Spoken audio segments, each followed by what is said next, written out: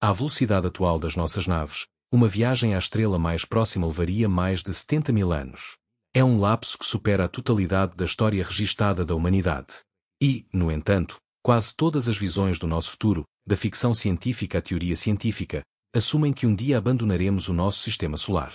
Não só com sondas robóticas, mas com seres humanos vivos a bordo. A pergunta que ressoa é: conseguiremos? Podemos, realmente, cruzar os abismos impossíveis do espaço interestelar? Ou estamos destinados a permanecer no nosso sistema, como peixes no aquário cósmico, capazes de vislumbrar as estrelas, mas nunca de as tocar? As respostas habitam no limite entre os confins da nossa ciência e a fronteira da nossa imaginação. Exploramos agora quão perto estamos, na verdade, de dar esse salto monumental. A orla cósmica, definindo o nosso lar estelar. Longe da Terra, para além das órbitas de Neptuno e Plutão, estende-se um lugar silencioso onde a influência do nosso Sol se desvanece. Marca uma das transições mais significativas do cosmos. Aqui, o vento solar, um fluxo constante de partículas carregadas, abranda e dissipa-se num vento de outra índole. O meio interestelar, uma mistura tenue de gás, poeira e raios cósmicos que flui entre as estrelas. Esta fronteira, conhecida como heliopausa, é o limiar da bolha que rodeia o nosso sistema solar, a heliosfera. Dentro da heliosfera, o vento solar flui a velocidades supersónicas, criando uma proteção parcial contra a dura radiação do espaço profundo. Mas à medida que se expande, colide com a pressão do meio interestelar, abrandando drasticamente no choque de terminação. Para além, encontra-se a heliopausa, o ponto onde o vento do Sol já não pode recuar, marcando a verdadeira orla do nosso domínio estelar. Durante décadas, este limite foi apenas uma teoria. Nenhuma nave espacial o tinha cruzado. A sua localização era modelada e simulada, mas continuava a ser um mistério inexplorado. Isto mudou com duas naves extraordinárias, a Voyager 1 e a Voyager 2. Lançadas em 1977 com a missão de explorar os planetas exteriores, estas sondas continuaram a sua viagem, impulsionadas pela inércia e alimentadas por baterias nucleares, adentrando-se no desconhecido. Tornaram-se as lentas embaixadoras da humanidade para as estrelas. A Voyager 1 foi a primeira a alcançar a heliopausa. Cruzou a fronteira invisível sem câmaras para registar o momento, nem um alerta repentino que anunciasse a passagem. As pistas chegaram através de uma série de instrumentos. O detector de raios cósmicos mostrou uma diminuição de partículas solares e um aumento abrupto de raios cósmicos interestelares, provenientes de estrelas explosivas. O magnetómetro detectou uma mudança na direção e força do campo magnético. E o instrumento de ondas de plasma, que escuta o fraco zumbido das partículas carregadas, registou um aumento na densidade do plasma, confirmando que a sonda tinha ingressado num novo território. A Voyager 2 seguiu-a em novembro de 2018, com uma travessia ainda mais detalhada, pois o seu instrumento de plasma continuava operacional. Os seus dados coincidiram com os da sua gêmea, embora a heliopausa parecesse ligeiramente mais próxima, revelando que o limite não é uma vedação fixa, mas uma maré que respira e se desloca. Para além da heliopausa reside o verdadeiro começo do espaço entre as estrelas. O meio interestelar, embora incrivelmente ténue, impregna a galáxia. Contém a poeira de antigas supernovas, o gás que forma novas estrelas e os campos elétricos e magnéticos que se retorcem na escuridão. É mais frio, mais denso e muito mais misterioso do que o espaço dentro da nossa bolha solar.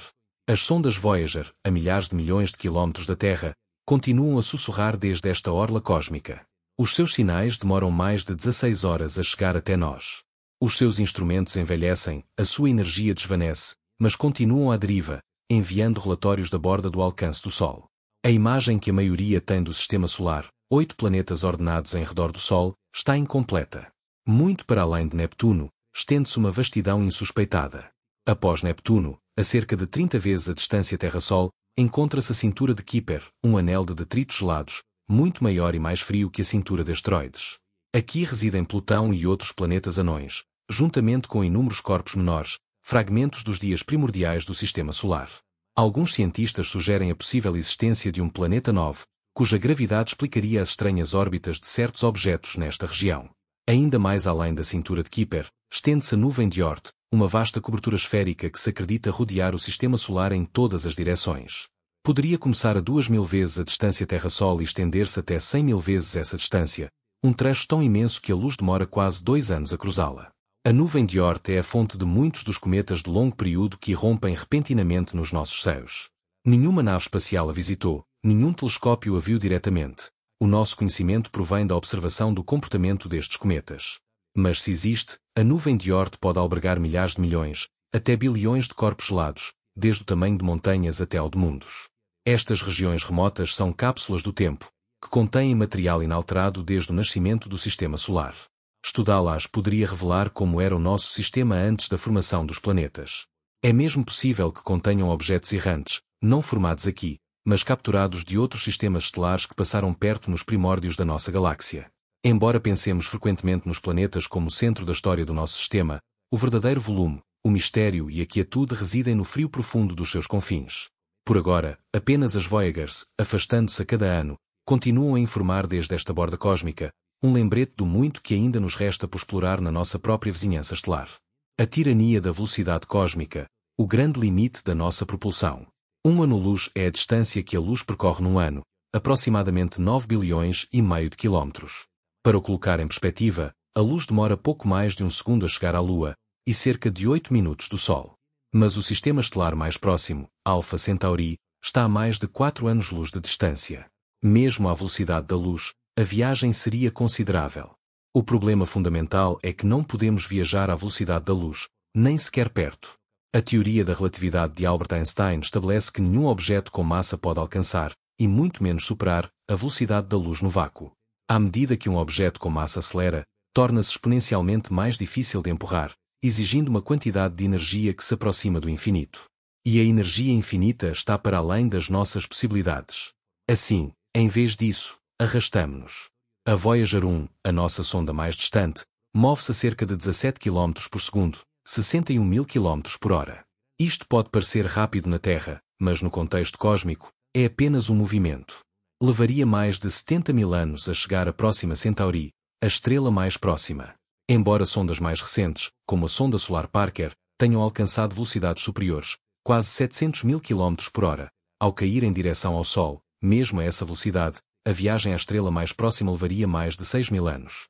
Alcançar apenas 1% da velocidade da luz, cerca de 3 mil km por segundo, levar-nos-ia mais de 400 anos à Próxima Centauri. E isso, se pudéssemos acelerar a essa velocidade, algo que hoje é impossível. Por que é tão difícil? Grande parte da razão é a energia. A velocidade e a energia estão intrinsecamente ligadas.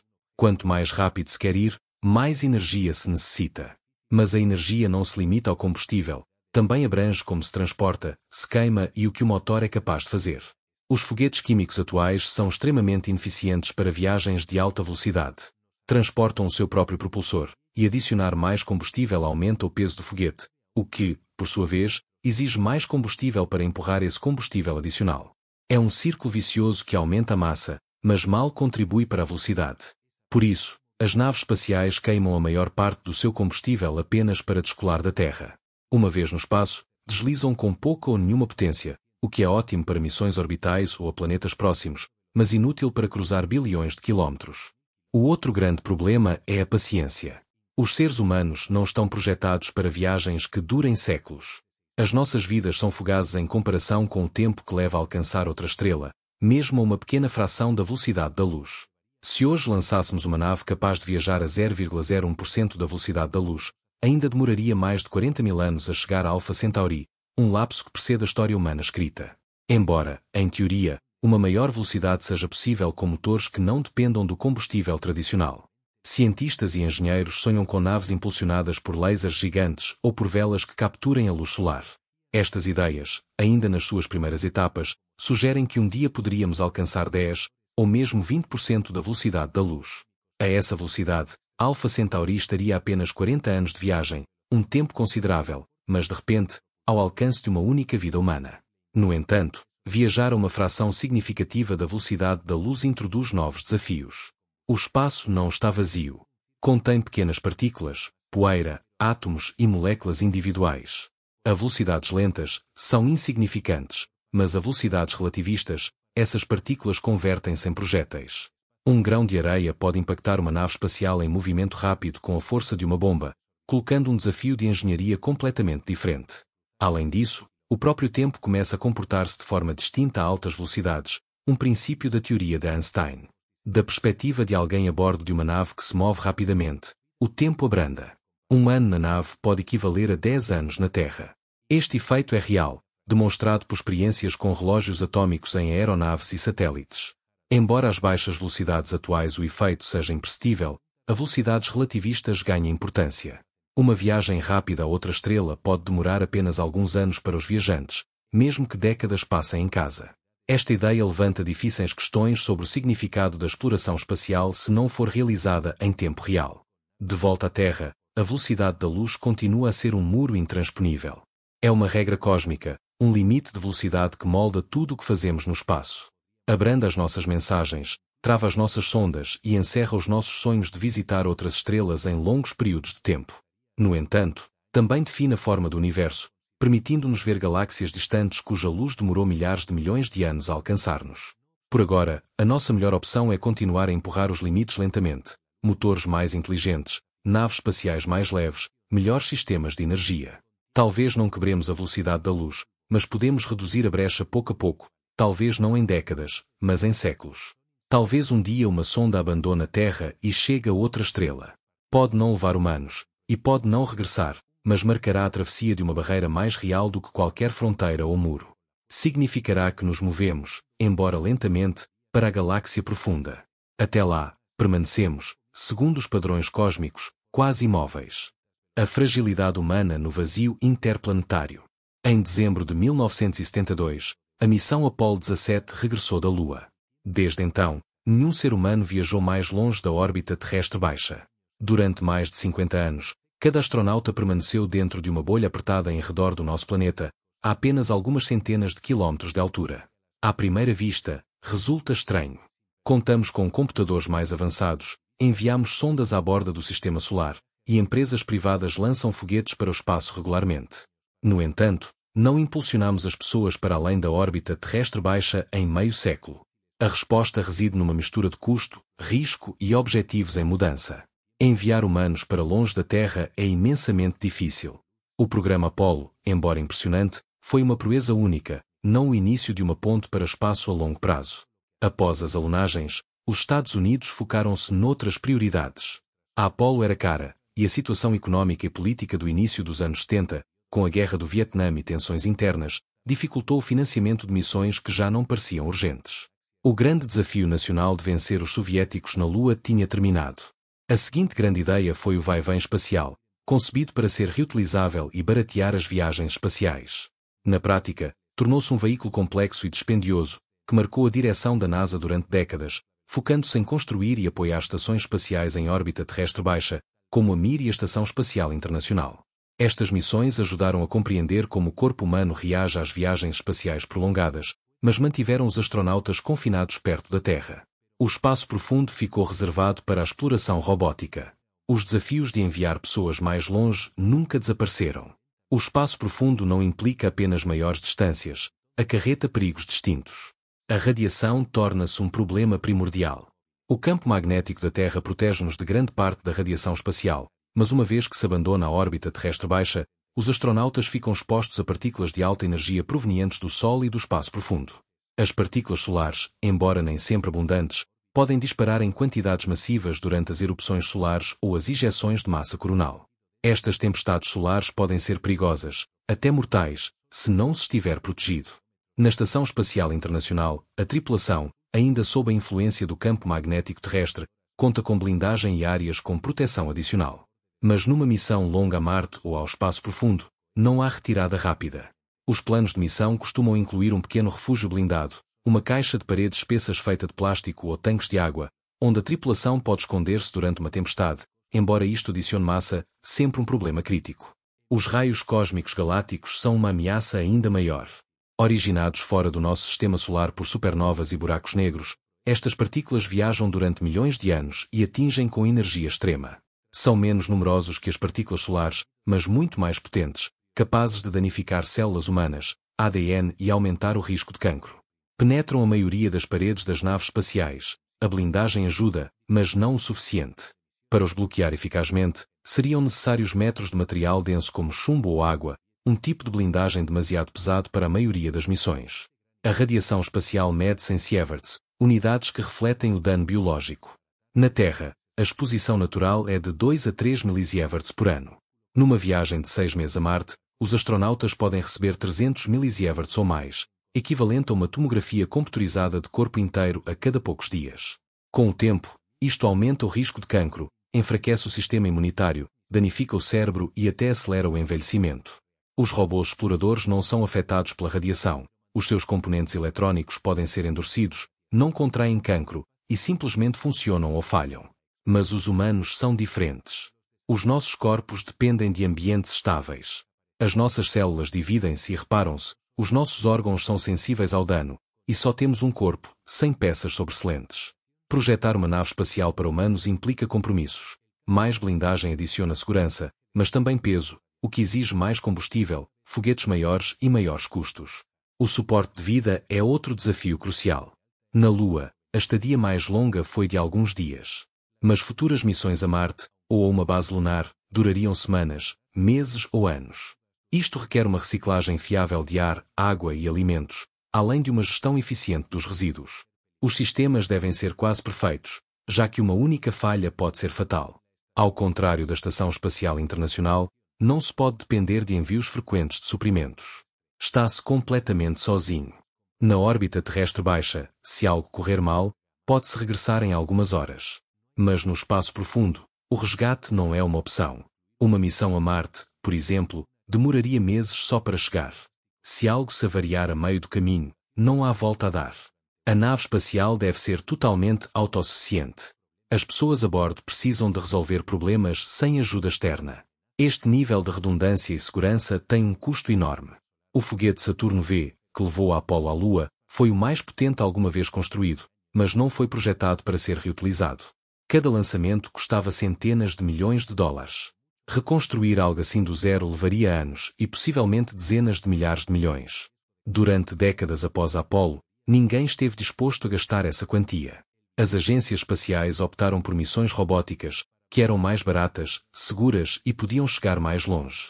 Sondas como a Voyager, a Galileu, a Cassini ou a Curiosity ensinaram-nos sobre planetas e luas sem necessitar de oxigênio nem comida, e sem risco de vidas humanas. Agora, as coisas estão a mudar de novo. A NASA construiu um novo foguete, o Sistema de Lançamento Espacial. Empresas privadas como a SpaceX estão a desenvolver os seus próprios sistemas de lançamento pesado. Planeia-se o regresso à Lua com a Artemis. Mas mesmo isto é apenas o começo da longa escalada para a viagem espacial profunda. Estas missões continuam a enfrentar os mesmos limites severos: radiação, combustível, suporte de vida, distância, tempo.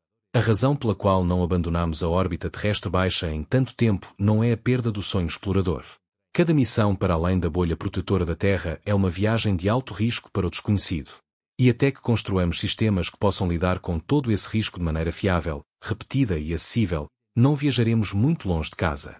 Sonhos de propulsão, para além dos foguetes químicos. No coração de cada foguete químico, uma câmara de combustão mistura e queima combustível e oxidante a alta pressão, expelindo gases quentes por um bocal para criar impulso. Mas este processo tem limites intransponíveis. A pressão não pode aumentar indefinidamente, e os materiais devem suportar calor e stress extremos. Forçá-los demasiado resultaria na fusão, na fissuração ou na explosão. Embora os engenheiros tenham trabalhado décadas para melhorar ligas e sistemas de arrefecimento, o desempenho continua confinado a uma gama estreita. A velocidade máxima que um foguete pode alcançar não depende apenas da quantidade de combustível, mas da rapidez com que o motor o pode expelir. Esta é a velocidade de escape. Os foguetes químicos mais avançados alcançam um máximo de 4 a 5 km por segundo. Quando o combustível se esgota, o impulso cessa. Isto significa que frequentemente mais de 90% do peso total de um foguete é combustível. O Saturno V, que levava astronautas à Lua, pesava mais de 3.000 toneladas com combustível cheio, mas a nave espacial real apenas algumas dezenas de toneladas. Os foguetes modernos, como o Falcon Heavy ou os que impulsionarão a Artemis, seguem estas mesmas regras básicas. O desempenho da propulsão química estagna porque só se pode extrair uma quantidade limitada de energia das ligações químicas. O impulso específico, uma medida da eficiência do motor, limita-se a cerca de 450 segundos para os melhores motores de combustível líquido. Para ir mais rápido, necessita-se de mais do que força bruta, necessita-se de uma forma superior de impulso. Por isso, os engenheiros estudaram a propulsão elétrica, os motores iónicos e até os sistemas de propulsão nuclear. Estes métodos não queimam combustível da mesma maneira. Em vez de calor e pressão, Utilizam campos elétricos ou reações nucleares para lançar partículas a velocidades muito maiores, o que os torna muito mais eficientes. Os motores iónicos, por exemplo, têm velocidades de escape 10 vezes superiores às dos foguetes químicos. No entanto, a sua principal desvantagem é que mal geram impulso. Não podem levantar nada do chão, só são úteis uma vez no espaço, e mesmo assim, demoram semanas ou meses a acelerar. Esta é a constante compensação, grande impulso com baixa eficiência, alta eficiência com baixo impulso. Não existe uma solução mágica, pelo menos não ainda, que ofereça ambas as coisas. E sem ela, cada missão ao espaço profundo torna-se um compromisso. Lança-se com um enorme propulsor químico, desliza-se pelo espaço com painéis solares ou motores de baixo impulso, e chega-se tarde, anos tarde. Apesar de todo o nosso progresso, a viagem interestelar continua a ser um sonho distante porque os nossos foguetes alcançam os seus limites máximos ao colidir com muros intransponíveis da física. Não podemos expelir o gás mais rápido, não podemos fazer os tanques mais leves, nem podemos introduzir mais energia sem que tudo exploda.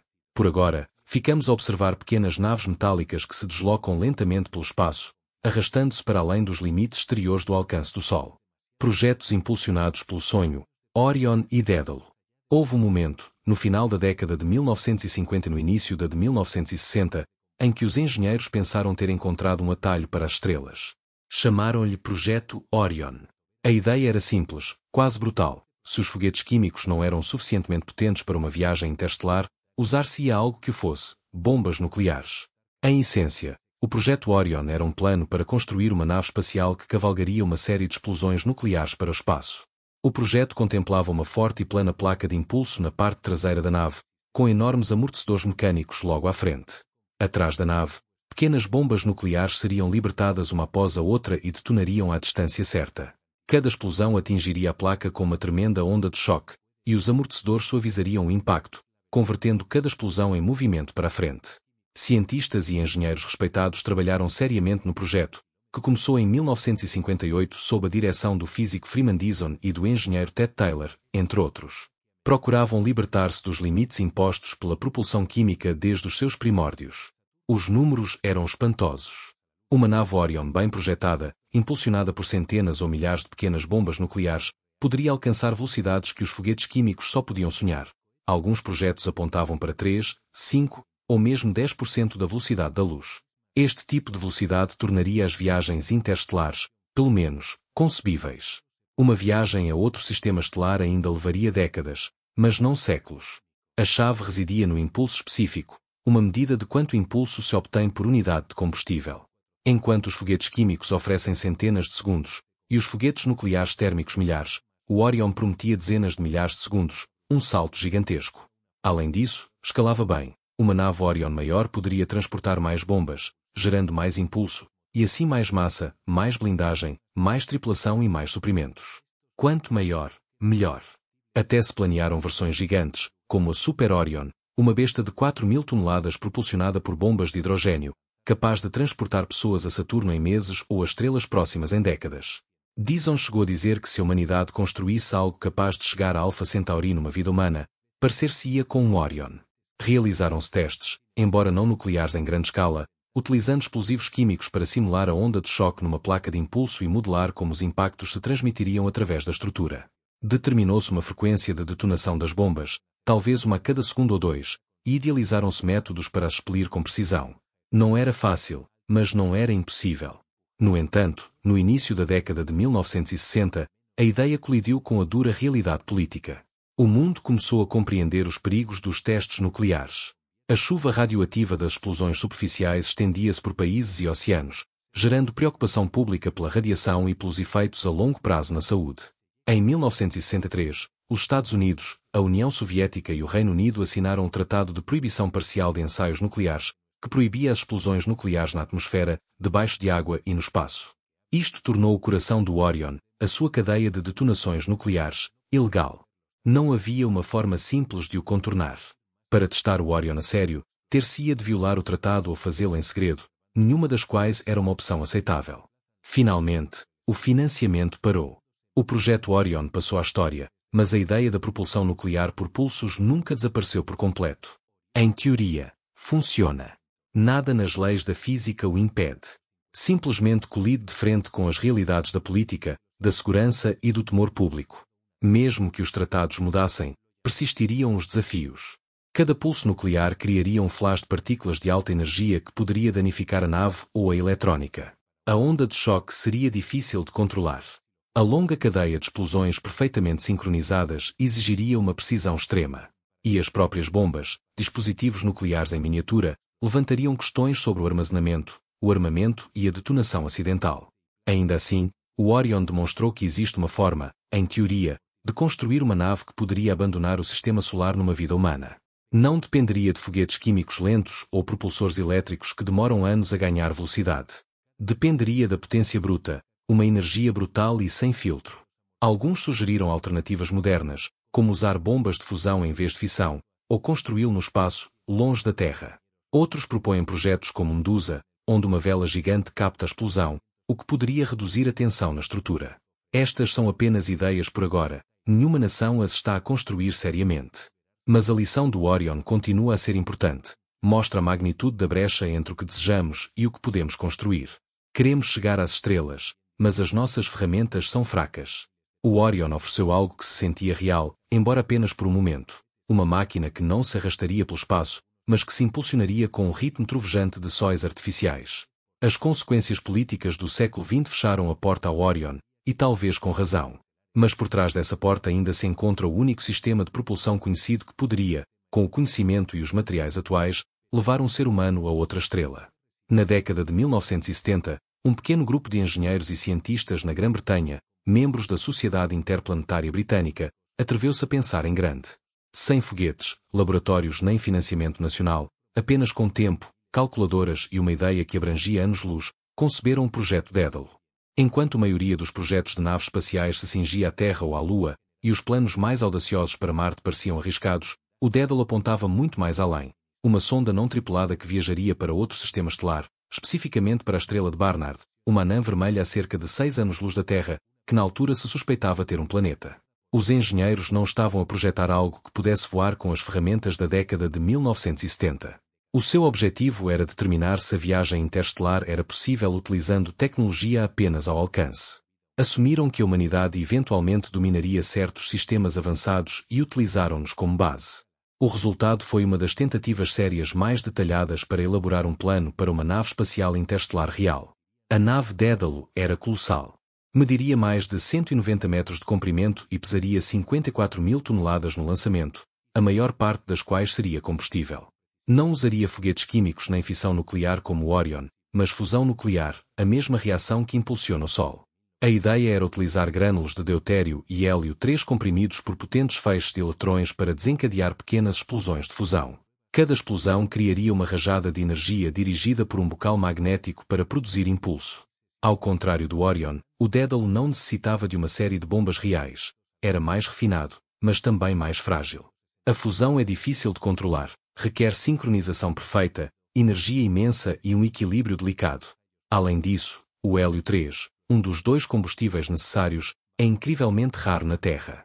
A equipa assumiu que teria de ser extraído das atmosferas de Júpiter ou de outros gigantes gasosos. O Dédalo foi projetado como uma nave espacial de 2 etapas. A primeira etapa acender-se-ia durante pouco mais de 2 anos, acelerando a sonda a aproximadamente 7% da velocidade da luz. Uma vez esgotado o combustível, a primeira etapa desprender-se-ia e a segunda etapa acender-se-ia durante pouco mais de 1 ano mais, impulsionando a nave à sua velocidade de cruzeiro final, aproximadamente 12% da velocidade da luz.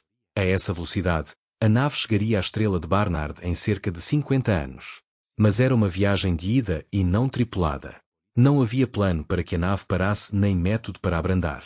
Uma vez lançada, mover-se-ia a toda a velocidade pelo espaço durante décadas, tiraria fotografias e leituras ao passar pelo seu sistema-alvo, e depois desvanecer-se-ia na escuridão.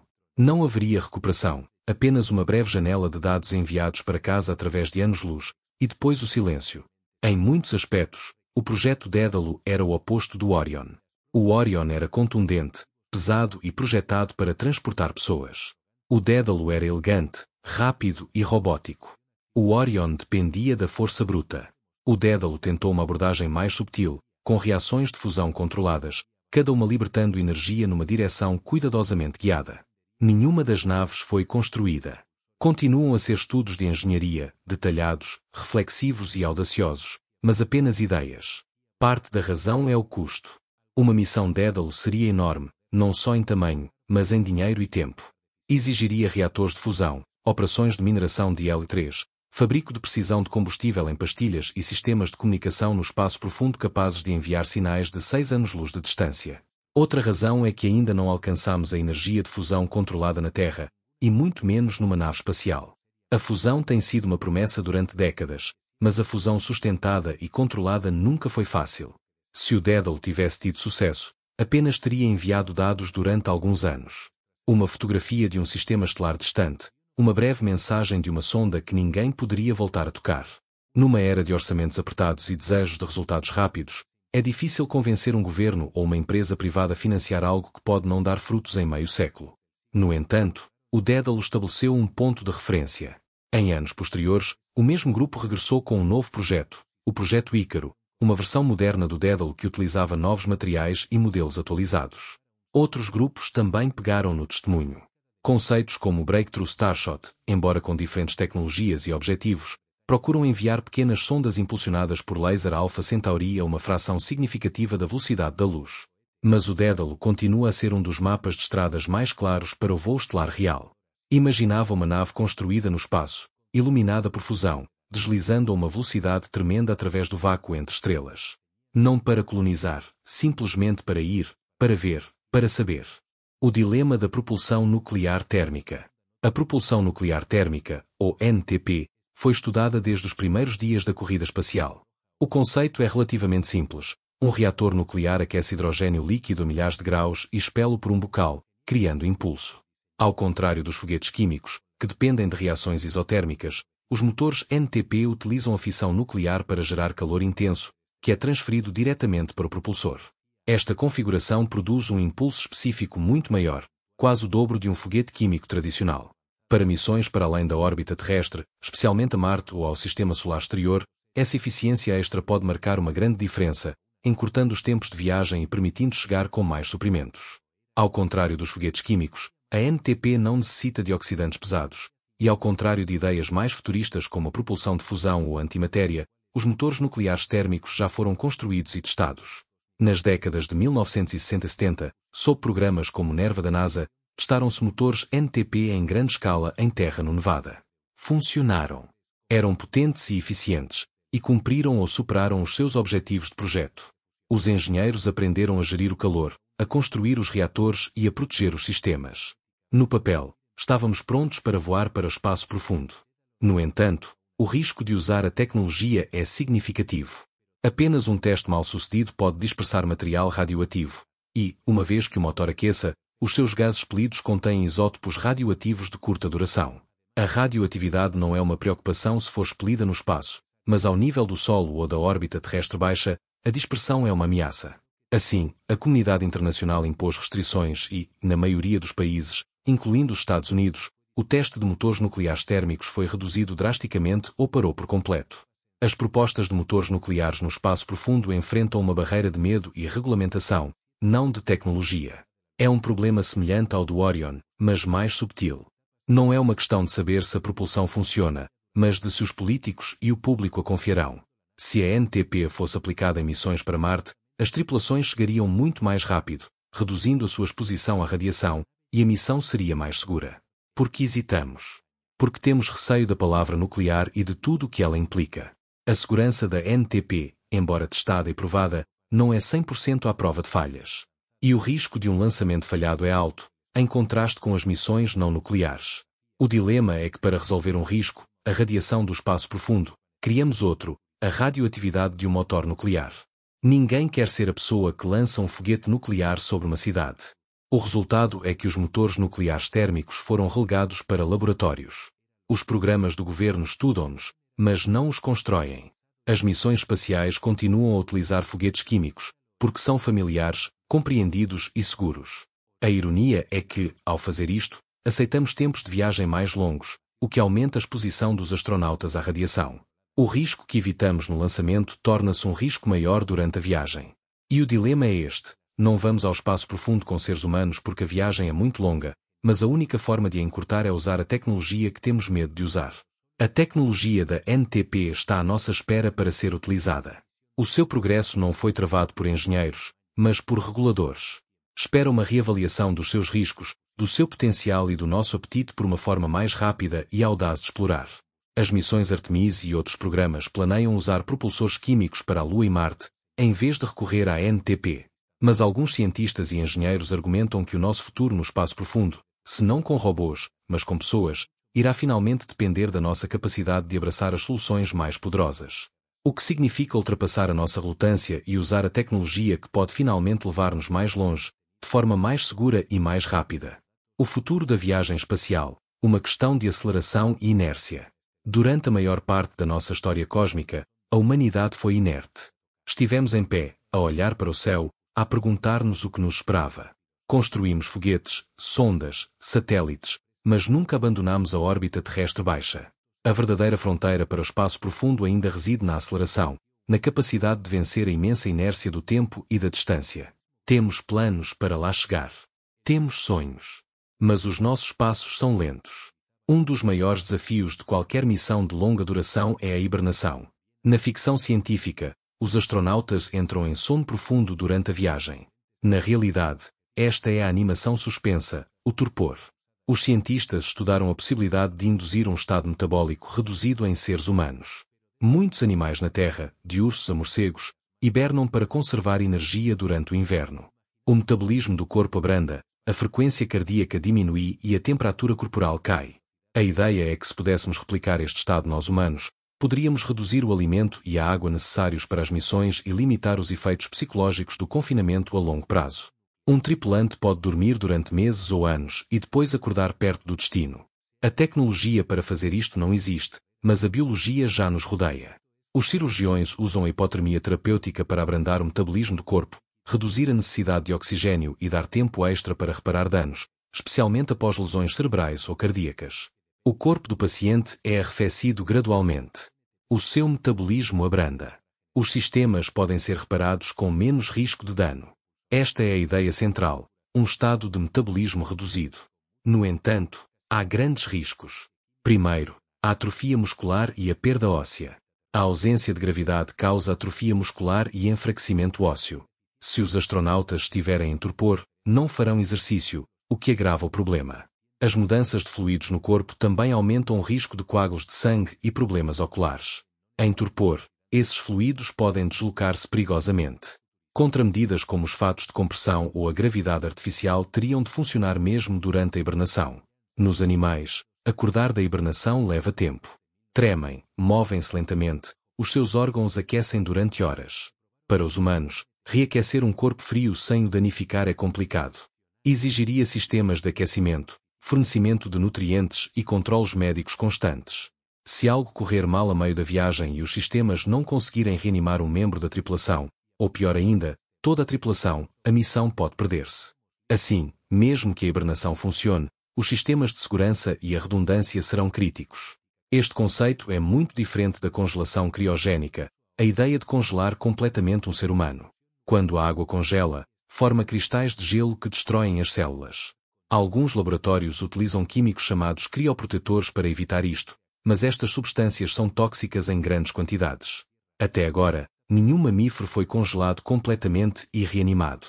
Algumas rãs e insetos podem sobreviver à congelação, mas desenvolveram proteínas e comportamentos especiais para lidar com o dano. Os humanos não. O torpor também é diferente do sono artificial ou da anestesia, onde o metabolismo continua a funcionar a taxas quase normais. Então, onde nos deixa isto? O torpor não é impossível.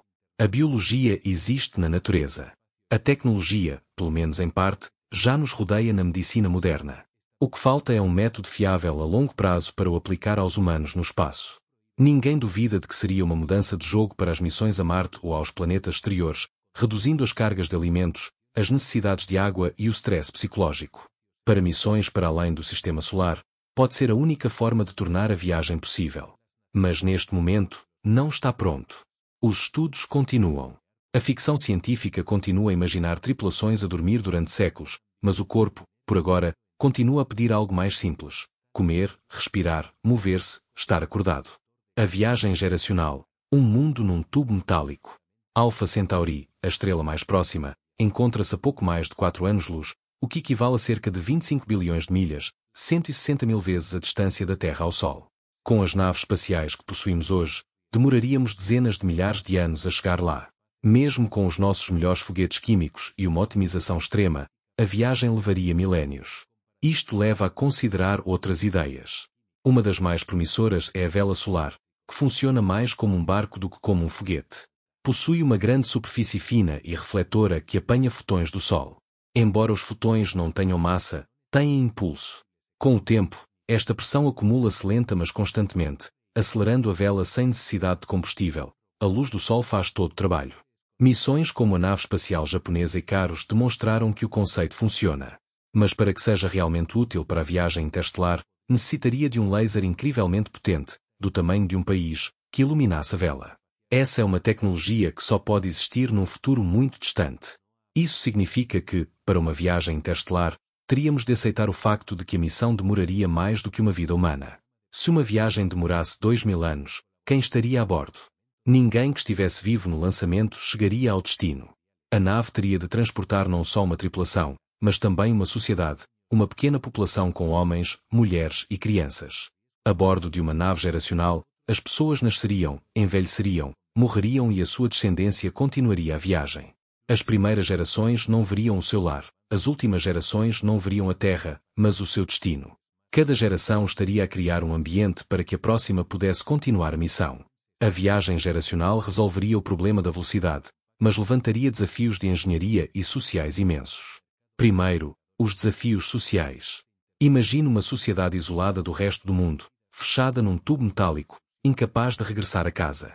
Durante milénios, a tripulação teria de manter as habilidades técnicas para reparar e manter a nave, cultivar alimentos, limpar a água e garantir a sobrevivência. Que tipo de cultura seria formada? A história da Terra mostra que as culturas mudam, evoluem, por vezes, colapsam em séculos. Seria necessário um consenso notável para manter um objetivo durante um período de tempo tão grande. Não se trataria apenas de engenharia, mas de projetar a psicologia humana e a cultura para um ambiente com o qual não temos experiência. Ninguém sabe o que aconteceria se as pessoas se isolassem desta forma. O que aconteceria se, 100 anos após o lançamento, as pessoas a bordo decidissem que não queriam continuar? E se o conhecimento se perdesse e a nave ficasse obsoleta? Ou se o povo se dividisse em fações e entrasse em guerra? A nave, o seu destino e o seu sucesso dependeriam da estabilidade e do compromisso de um povo, não de indivíduos. O problema é que a própria essência das civilizações é a mudança. As sociedades evoluem, os objetivos mudam, os valores perdem-se ou ganham-se.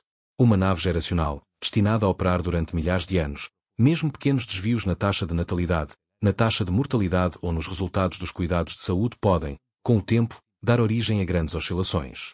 A superpopulação esgota os recursos. A subpopulação leva a gargalos genéticos ou escassez de mão de obra. O bem-estar psicológico está diretamente ligado a estas pressões. Uma sociedade que vive na escassez tende a tornar-se ansiosa, avessa ao risco e, por vezes, agressiva. Uma sociedade que está demasiado confortável pode tornar-se complacente ou perder o seu sentido de propósito. Uma nave com uma população fixa e um acervo genético limitado deve gerir a reprodução com cuidado. Quem pode ter filhos e quando? Quem decide? O que acontece quando os desejos pessoais entram em conflito com as necessidades comunitárias? Estas questões, se não forem resolvidas, podem rasgar uma sociedade. As relações humanas são complicadas.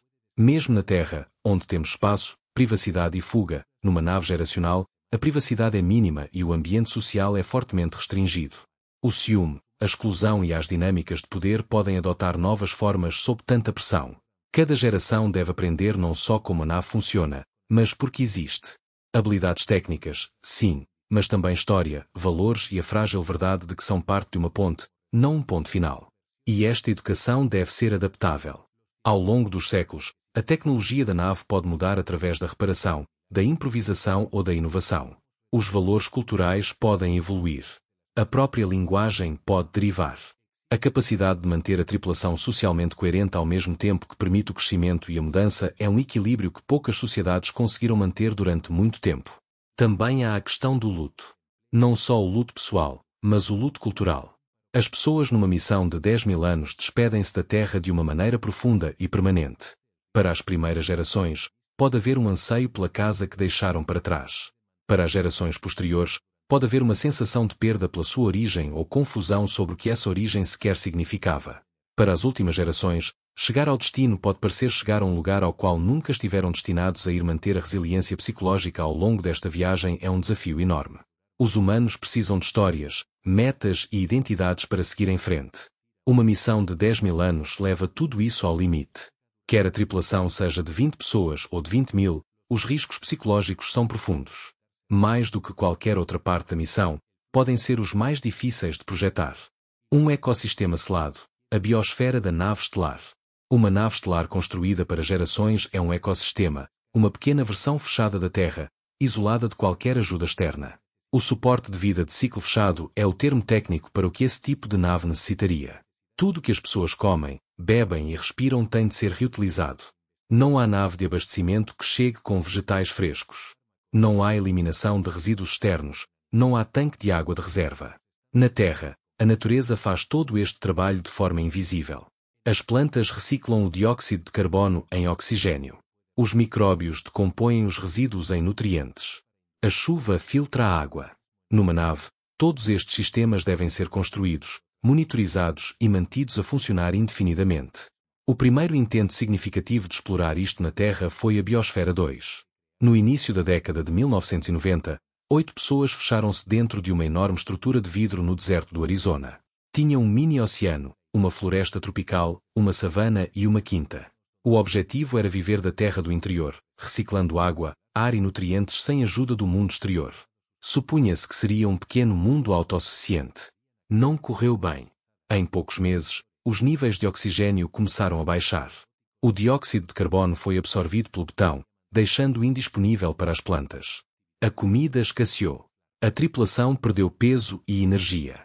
A tensão psicológica aumentou. As discussões tornaram-se comuns. Insetos como formigas e baratas prosperaram enquanto outras espécies se extinguiram. Embora a missão tenha durado 2 anos, deixou a descoberto quão delicado pode ser um sistema fechado, mesmo quando cuidadosamente planeado. Numa nave estelar real, não há lugar para experiências desse tipo.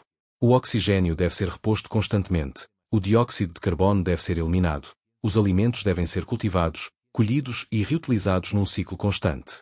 Todo ser humano a bordo produz resíduos, e esses resíduos têm de se voltar a converter em nutrientes. Não há aterro, nem sistema de esgotos que conduza a nenhum outro lugar. Cada gota de água deve ser recolhida e limpa. Cada caloria deve ser contabilizada. Isso significa construir um sistema de suporte de vida que não só seja fechado, mas também estável e equilibrado durante séculos. Mesmo um pequeno desequilíbrio pode ter enormes efeitos com o tempo. Demasiado nitrogênio e o crescimento das plantas abranda. Demasiado pouco oxigênio e as pessoas adoecem. Demasiada umidade e os bolores ou bactérias podem tomar conta. Se uma única cultura falhar, o sistema alimentar pode colapsar. Se uma população microbiana crescer fora de controlo, pode arruinar o abastecimento de água. Além de tudo isso, tudo se avaria eventualmente. As bombas desgastam-se, os filtros entopem, os canos vazam, os sistemas eletrónicos degradam-se. Manter estes sistemas a funcionar requer ter o conhecimento e as habilidades adequadas, transmitidas de uma geração para a seguinte. Uma nave assim necessita de uma cultura que valoriza a manutenção, compreende a biologia e ensina cada criança como seu mundo funciona. Porque se apenas uma geração esquecer, todo o sistema pode falhar. Não se podem armazenar 1000 anos de comida, tem de ser cultivada. Isso significa sistemas hidropónicos ou aeropónicos, plantas cultivadas em água ou névoa com luz artificial. Também significa reciclar os resíduos humanos em fertilizante. Isto é biologicamente sólido, mas culturalmente complexo. Na Terra, muitas sociedades têm tabus sobre os resíduos. Numa nave estelar, esses tabus devem ser reconsiderados. O que antes era lixo torna-se um recurso. A proteína é especialmente difícil de gerir. O gado tradicional requer demasiado espaço e comida. Os insetos são uma solução provável, são ricos em proteínas, crescem rapidamente e podem ser criados com restos. As algas são outra possibilidade. Crescem na água, absorvem dióxido de carbono e podem converter-se em alimento ou oxigênio. Os fungos também podem desempenhar um papel, decompondo os resíduos e convertendo-os em novos produtos, como carne artificial. E o gado hidropónico, por exemplo. Mas isto é apenas a superfície. Uma nave geracional é, em essência, uma arca. Um arca que contém tudo o que necessita, incluindo as sementes de um novo mundo. Tem de ter uma biblioteca para manter o conhecimento, uma sala de motores para a manutenção, uma enfermaria para a saúde e um habitat para o bem-estar mental. Tem de ser robusta, segura e resistente. Se as naves geracionais são a única forma de nos levar às estrelas, terão de ser muito mais do que apenas máquinas. Serão os nossos descendentes, uma sociedade viva e em movimento, transportando a chama da humanidade através da noite cósmica. Os riscos do destino. Qualquer que seja a forma que a nossa viagem às estrelas possa tomar, um dia, após milénios de viagem, uma nave geracional, uma sonda super rápida ou uma sonda autorreplicante, finalmente chegará. Mas se as naves genéticas chegam e o seu destino não está lá, e se a estrela-alvo é inóspita ou se a vida não pode viver lá? Os estudos do projeto Dédalo foram para a estrela de Barnard porque se pensava que tinha um planeta. Mas revelou-se um engano. É fácil imaginar uma nave a viajar durante milénios apenas para chegar a uma estrela morta, onde não há planetas ou onde os planetas existentes são inabitáveis. Por isso, a exploração deve ser combinada com o nosso progresso técnico para minimizar esse tipo de risco. Temos de ser capazes de ver o que nos espera antes de nos comprometermos com uma viagem longa. Com o avanço da tecnologia de telescópios, poderemos um dia ser capazes de ver os planetas em órbita de outras estrelas, de ver a sua atmosfera, a sua composição e procurar sinais de vida. Talvez até ver os seus oceanos ou a sua paisagem. Mas a resolução, mesmo dos melhores telescópios, nunca será suficiente para ver os detalhes que necessitaríamos para as naves geracionais. Mesmo que pudéssemos ver com um nível de detalhes sem precedentes, estaríamos a ver o que foi, e não o que é. A 4 anos-luz, a luz de Alfa Centauri que nos chega é de há 4 anos. Não é muito, mas a uma distância de centenas de anos-luz, estaríamos a ver algo que está morto há séculos. A nossa chegada seria a um lugar que há muito que mudou. Por isso, a exploração do espaço profundo deve ser um processo de constante atualização, combinando a nossa tecnologia de telescópios com as sondas para confirmar o que se encontra na outra ponta. E mesmo que cheguemos a um lugar com vida, o que faremos? A nossa exploração pode ser silenciosa, com a esperança de não perturbar. Ou a nossa chegada pode ser vista como uma ameaça.